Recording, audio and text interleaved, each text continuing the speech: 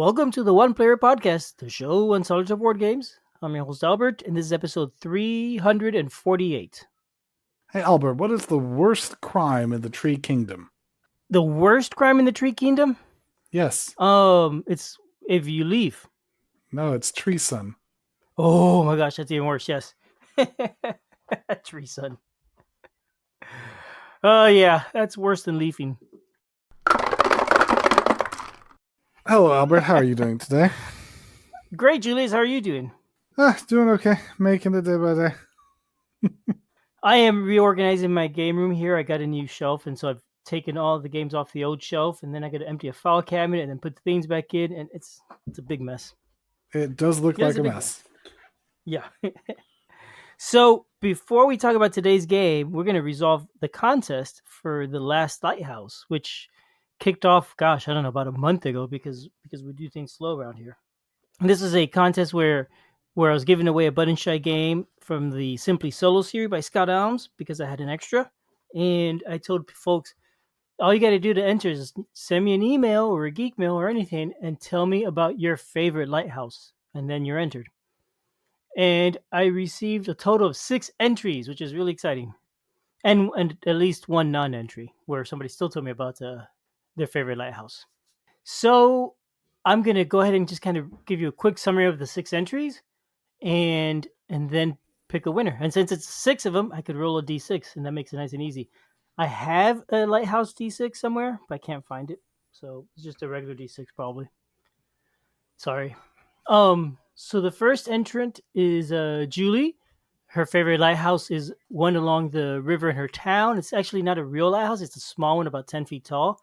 And it's a popular meeting place. And people go there like, I don't know, before dances and stuff for time immemorial. So that was that one.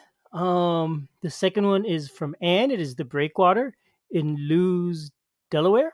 It is gosh, I looked this up a long time ago. I already forgot all the details, but that's hers. Dave likes Eddystone Rock. So there's actually there has been 4 lighthouses at Eddystone Rock. The older ones have all been burnt down and destroyed. One of them, the second one, killed its 94-year-old innkeeper from lead inhalation, apparently. so it's been around for a while. That was interesting. The third one was the East Point Lighthouse. Excuse me, the East Point Lighthouse from Montana.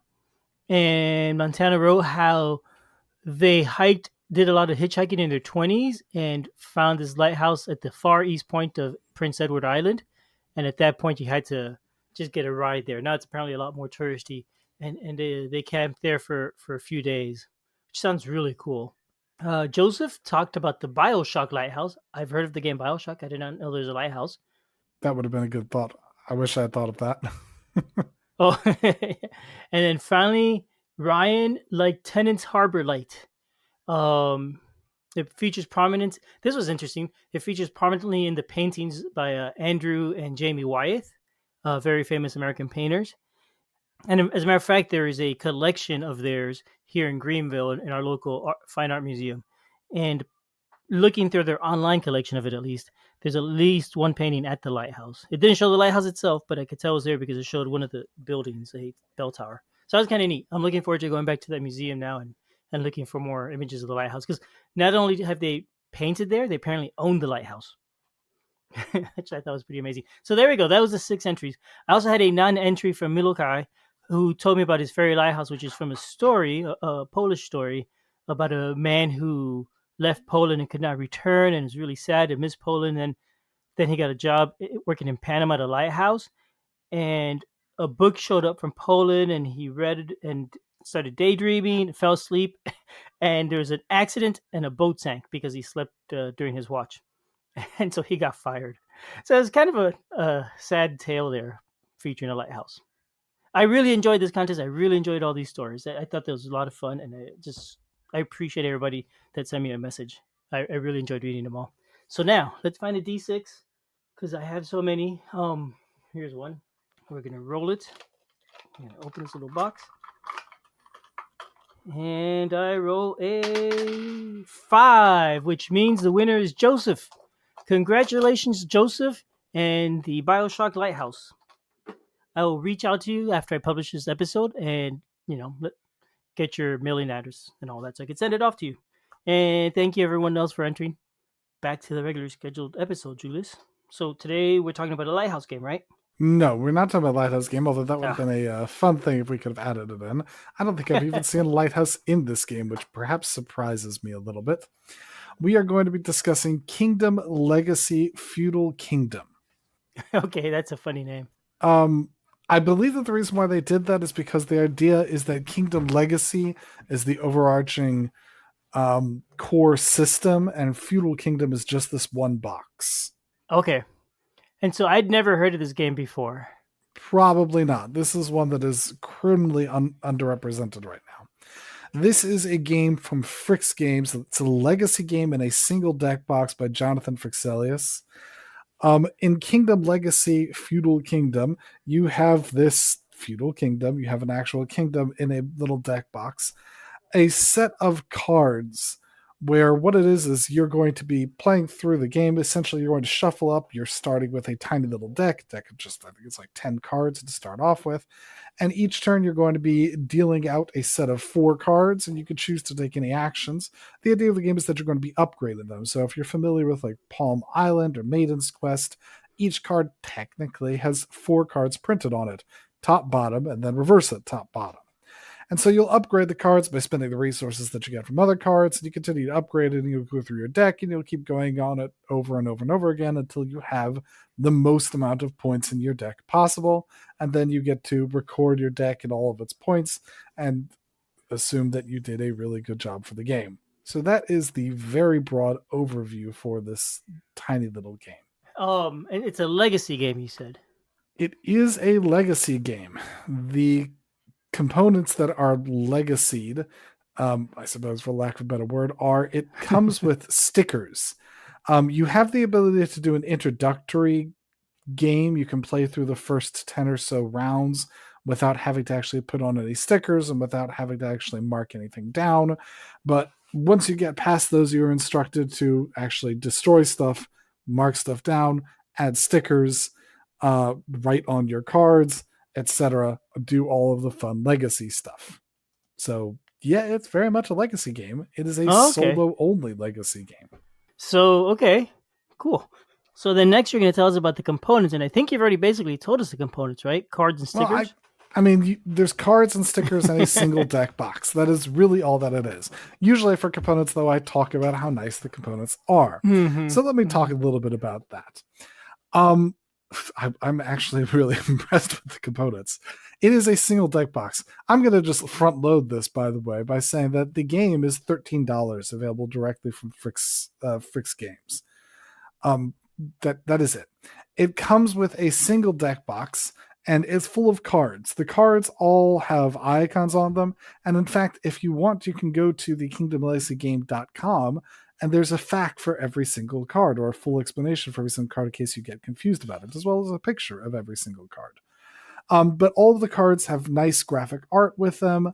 I like how with the cards in general, you have the idea of an evolution that they have for them. So, for example, there's a headquarters, and the art kind of matches to see how something grows over time. So you can see how the headquarters still has the same roof structure as it goes to a town hall, and then a similar sort of background and style even when it goes to a keep.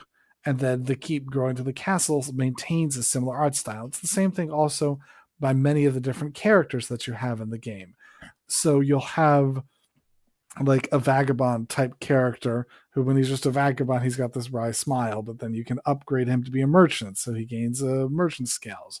Or you can upgrade him to a farmer, so he gains farmer tools. And a lot of the time, the art just sort of matches in the same theme and element across it. The art is all good quality. It all evokes the sort of theme that it's going for. And all of the icons are very clear. Granted, there's not that many icons involved in the game, but all the icons are very clear. It's easy to be able to tell what stuff is, how stuff works, and what stuff does, with perhaps maybe one exception, but it's really not that important. Some of the cards have banners at the top, either a black set of arrows or a little stone icon. The black set of arrows are when you draw them from your legacy deck, you get to pick whichever side it is. Normally, as you're playing through the game, you are barred from ever choosing, excuse me, you're barred from ever just randomly flipping over a card. When you draw these from the legacy deck, you are allowed to pick which side is that you want, and it's denoted by having that black icon at the top of it. The black icons don't look great. It's just sort of there for the rest of the game. It doesn't serve much of a purpose. I guess it's an efficient method of doing it, but it is what it is. The other one that is a point to note is that there are permanent cards. These are cards that stay in play, as opposed to the majority of things which just go in your deck. These ones have a small stone bar that goes at the top. It's easy to find these cards if you're shuffling through your deck, but you'll have to shuffle through your deck to be able to find them. It's a good thing that they never are supposed to get shuffled into your deck, but certainly for some of them, if you don't notice that they're not supposed to be shuffled in, then they may get shuffled into your deck, and you may just never notice those. I don't know why they didn't decide for something to make that a little bit more distinct as opposed to just a bar at the top. For the cards that come the first time through and you're running through the game, the cards themselves do look distinct, but some of the other cards look less distinct because they have full art to them and are not just a giant track with things that you have to mark down and write down. They look like the rest of the stuff in it. So then it's a little bit harder to note. It is what it is. It's a method of iconizing it. It makes sense. It works. I just wish it were a bit more distinct so that you don't miss it. Fortunately, I didn't miss it, so it's not a problem for me. That all sounds interesting. I'm looking at the pictures on BGG. There are not many examples, unfortunately. I wish there was a lot more. There's a total of, I think, like 10 or maybe 20 cards pictures. How many did you say the game brings? 140, I do believe. Oh, okay, yeah. And all these are the ones I'm looking at are numbered 1 through 10. So maybe they're just the first 10 cards or something. It looks pretty. Well, again, if you were interested, you could theoretically look at the website, because the website has every single card on it. Oh, you did mention that. Yeah, look at that. There's those banners that you mentioned, the stones along the top and all that. Yeah. Yeah. Which is extremely handy for that website. We'll mention that when we get to rules, if we want to move straight to rules right now. Yeah, let's do that. I don't think there's anything else specific we need to say about the components. So there's one picture in BGG of a card that looks different. It looks like a map, and it mentions Nessie. Stealing from Nessie, Free the Village, Siren's Cave, Fountain of Youth. It's a permanent card, start of round. Is this a spoiler or something? Well, I will note that the one you're looking at says Teaser, one of the main cards of Feudal Kingdom Adventures expansion. Okay, so, never mind then. Yeah, I've never seen that one either. Sorry. You haven't seen it. Move along. Happily. Yeah. Let's talk about the rules then. So, discussing the rules. The rules are a one-page back and front document that describe how you play through and what is the basic icons. So the front side is the rules, the back side is more about the icons and sort of edge cases. I will say the rules mostly explain things with one big issue. Many rule books have the bulk of the rules covered in the actual paragraphs, and then off to the side in like boxes are the quick summaries so that you can know how to play if you're playing, repeating the game again later. So it's easy to pick it up again. They made the choice in this to list 5 golden rules in boxes along the way with the other one. These golden rules are not mentioned in the paragraphs, at least not that I understood them mentioned. Oh. They are 5 golden rules that are extremely important to be able to understand to play the game. And if you're the sort of person who just reads the paragraphs and assumes that those boxes don't exist, or that they're references, or that they're repetitious, and not that they're the very important things that you have to read, you will miss them. I don't know why they decided that. Perhaps I would have done that a little bit differently, but I didn't, and they didn't, and that we are where we're at. Read those rules. I can see what you're saying. Yeah, I would assume that was a sidebar, and I'd get to it later. Yeah, no. Make reading it was confusing. I think yeah, if it's critical, make it bold or something, right? That's more consistent. But I Or mean, just whatever. list the 5 golden rules as you're going through them in the block text of the text. Yeah, yeah.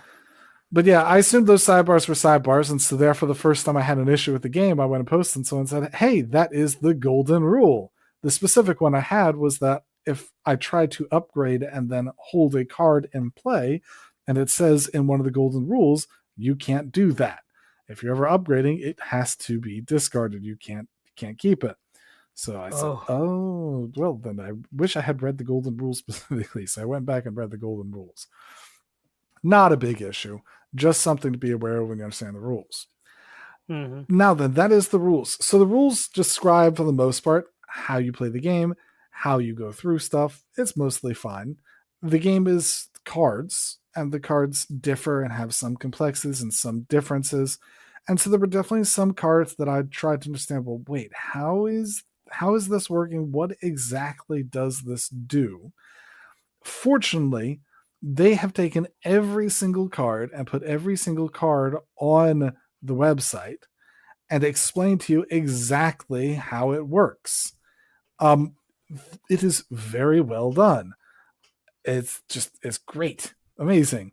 You have the ability to look up a full explained, like, the card will say, hey, I'm going to give you like 2 lines of text.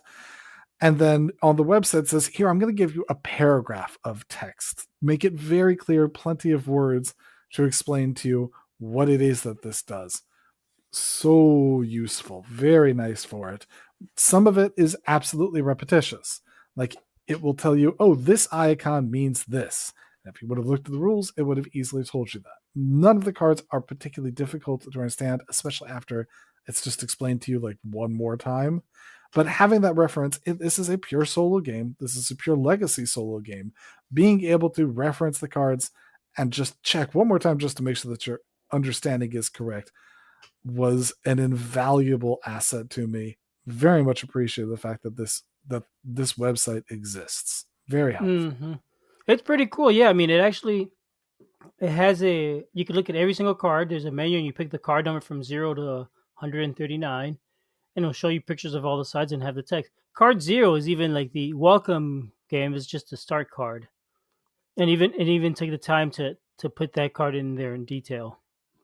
That's really thoughtful, and that's a lot of effort and information for something that people may not notice, but really it's invaluable. Yeah. I wish more people did this. I was kind of wondering, like, they have all of the card art here already digitized. Like, I'm surprised they weren't a little worried. Hey, someone's just going to copy it all and print it themselves. I Yeah, guess that's just and not a I concern. guess you could do that, but man, that's a lot of effort That's a ton of for a effort. But it's $13 not worth it. game. Yeah, But what are you gonna do? I'm You'll spend more money to print it out yourself. I'm glad they are supporting it because I think it's extremely good that they did it. So I'm happy they did it. It's awesome. Mm-hmm. So that is all about the rules. Shall we move on to theme? Yep. So the theme of this game is that you are the Lord Boss on high of a feudal kingdom, and you are growing up your kingdom from mere plains into full-on cities and taverns and a whole kingdom that you're making up. It matches just fine. All of the theme, the art, the mechanics, the components, everything seems to match it. So really, no particular comment on the theme. Yeah. Yeah. I mean, it looks very thematic. It's a light game. The art's all pretty.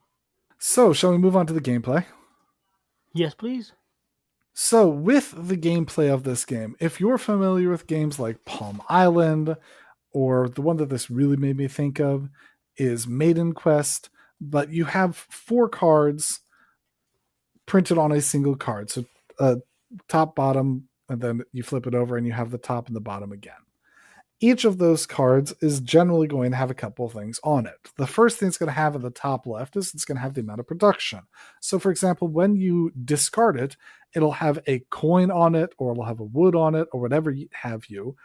If you discard it, it'll produce that amount of production. You just have to keep track of that in your head. And fortunately, you don't have to keep track of it for very long, because if you do anything other than use the production goes away.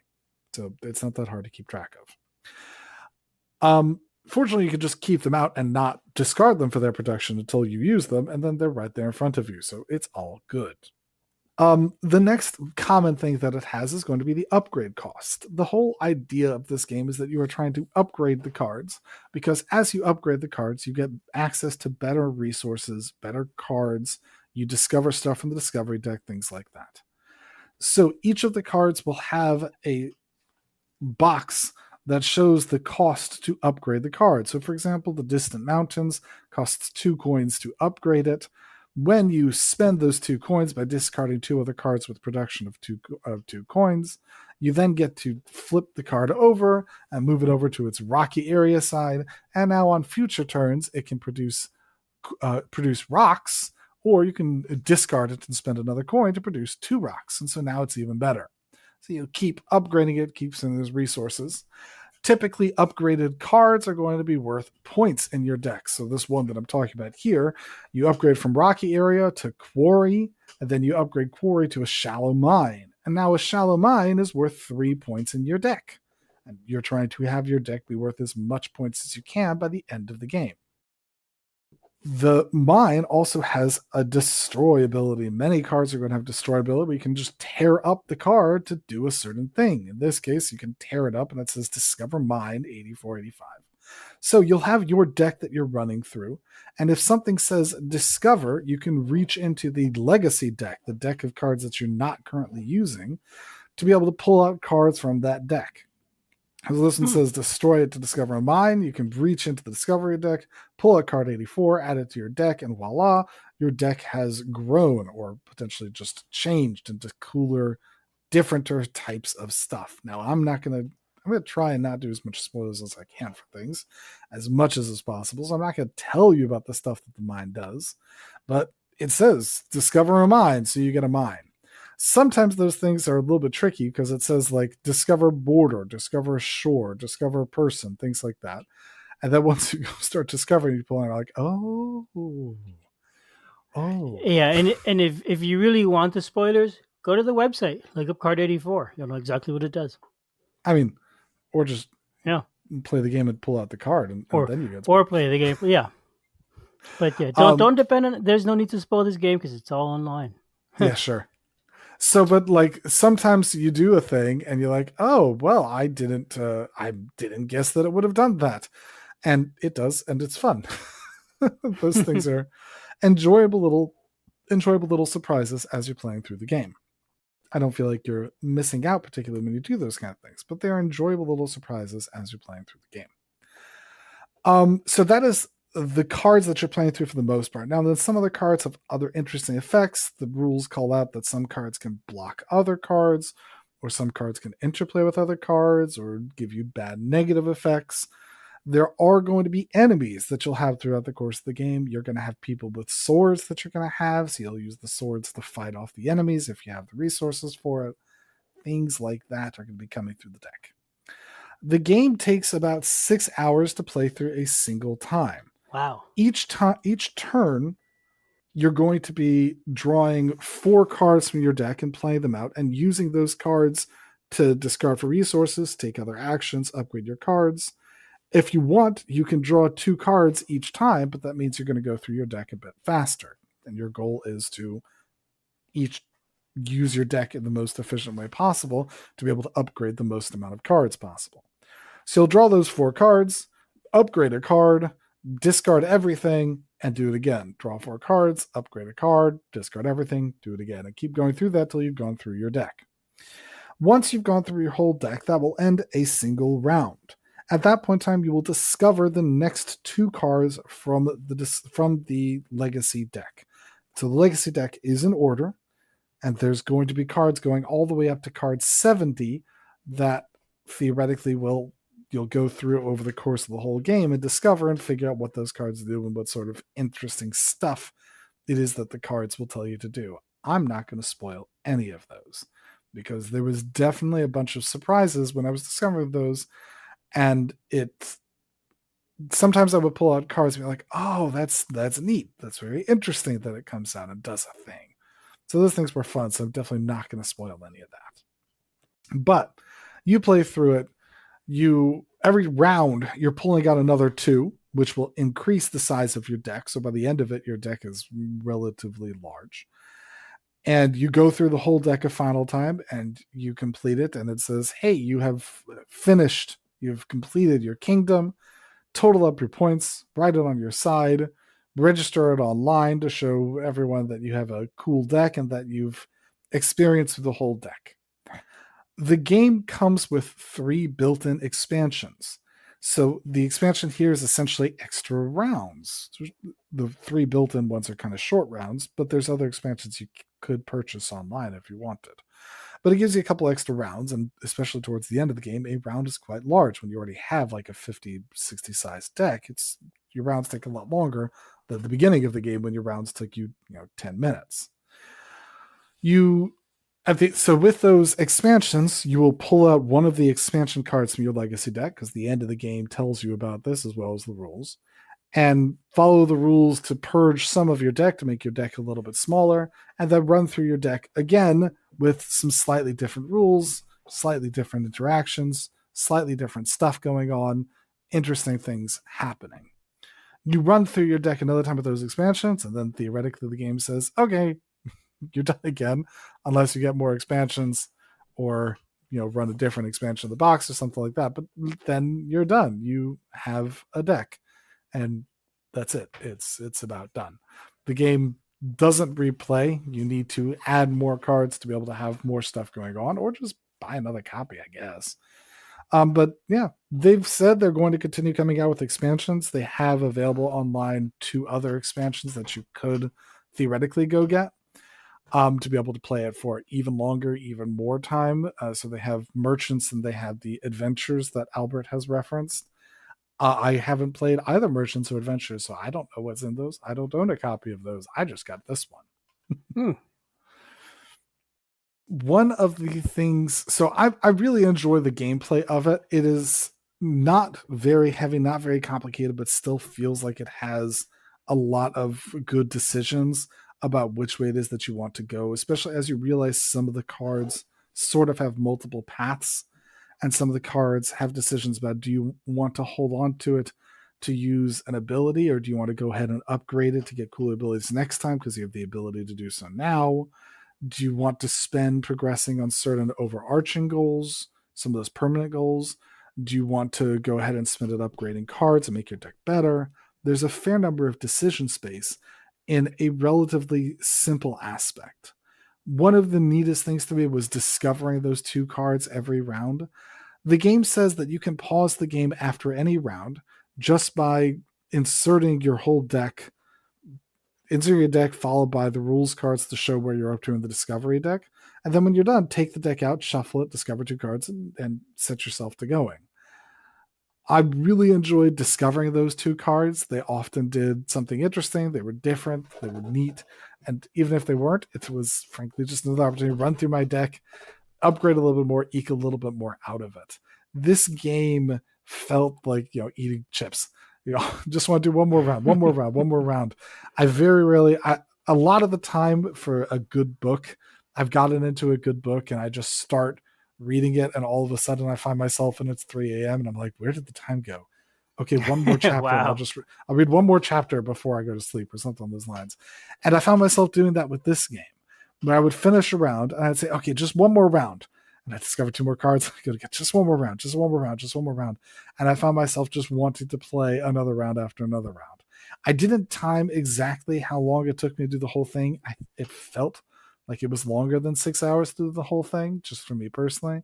Other people may find it to be different. I have no idea.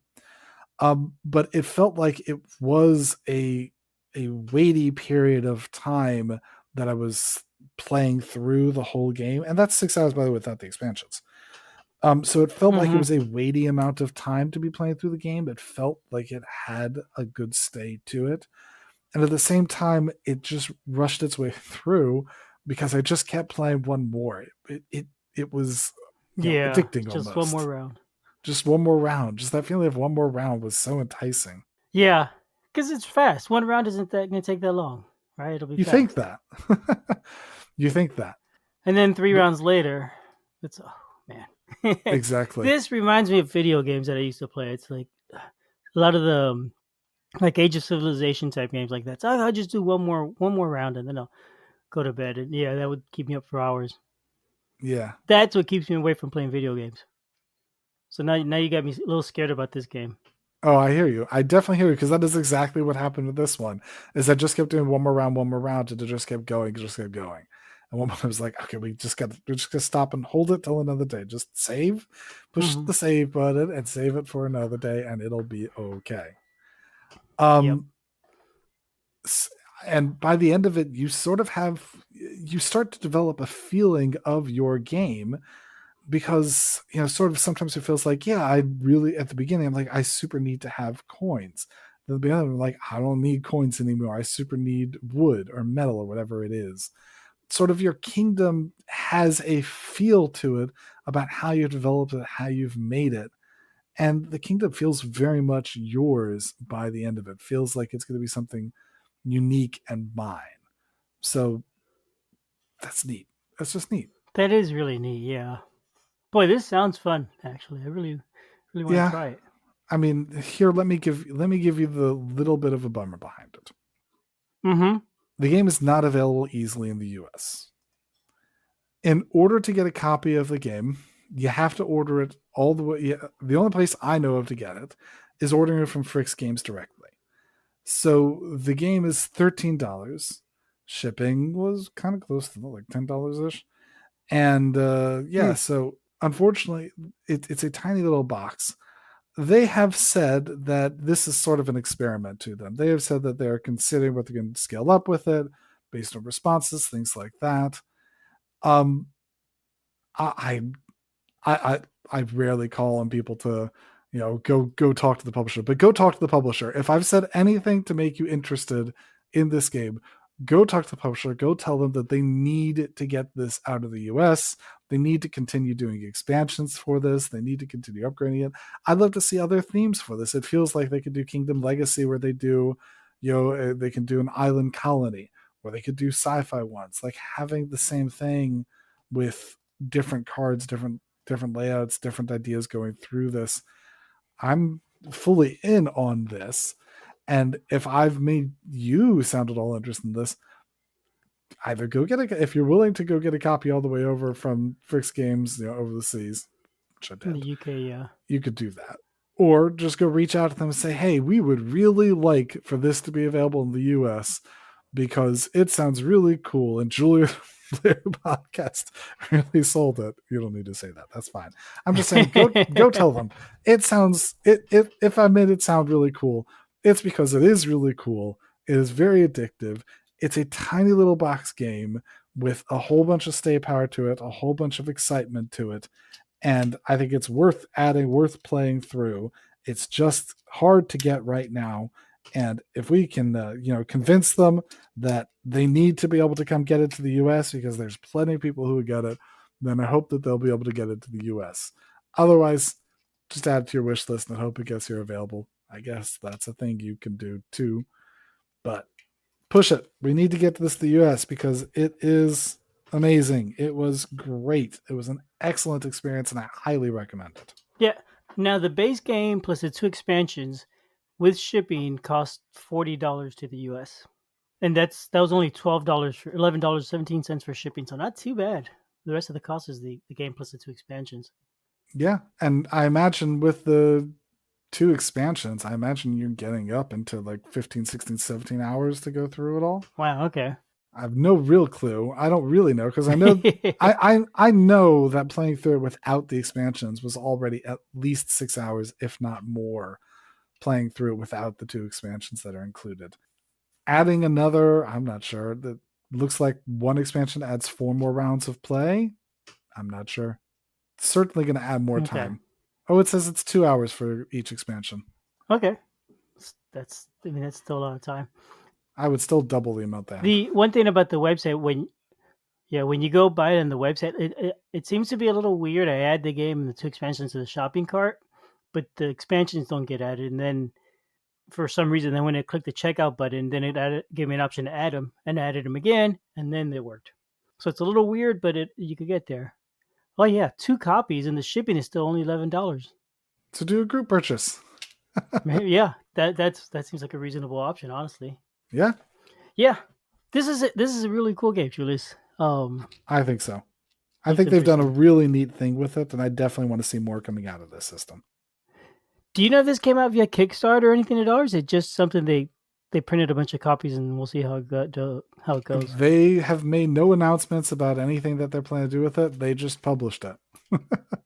Oh, okay.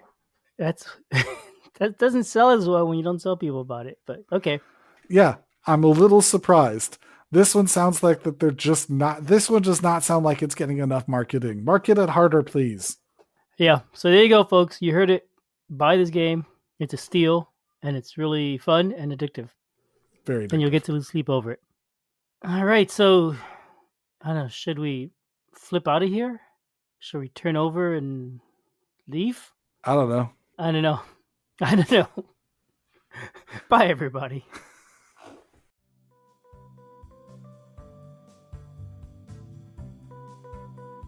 Thanks for listening. We love feedback, so we love hearing from you. You can reach me at julius@oneplayerpodcast.com or JLBird on BGG, and Albert can be reached at albert@oneplayerpodcast.com or Fractalute on BGG.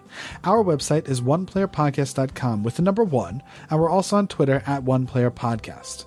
The intro music is copyright Angus, can be found at jamendo.com. The transition music is copyright by Dan Elduce Pancaldi, whose page is at donpancaldi.com. The One Player Podcast is protected under a Creative Commons share-alike license. Thanks for listening.